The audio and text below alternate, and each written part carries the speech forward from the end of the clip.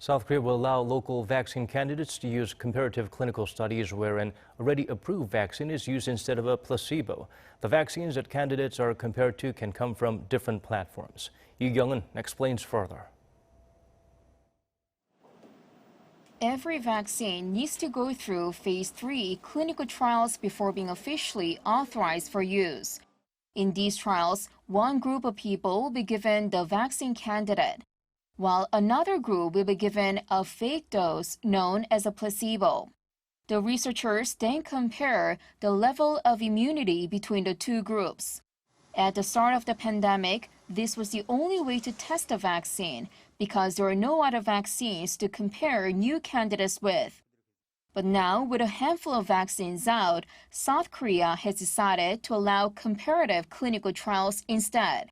These will compare the candidates with the existing vaccines, involving a relatively small group of some 4,000 participants. This way, the country can speed up the approval procedure. Recruiting participants takes a lot of time, especially now when the vaccination drive is in full flow, and conducting such a large-scale study takes huge amounts of money.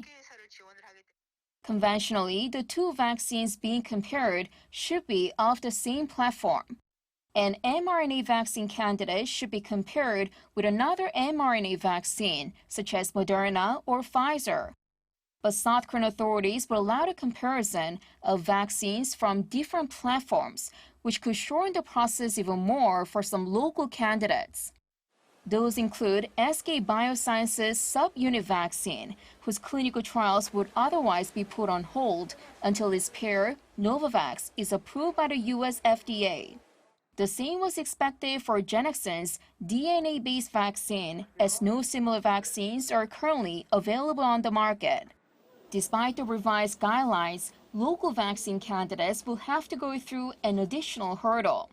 They should be proven to be just as effective or more effective in preventing variants as the comparison vaccine.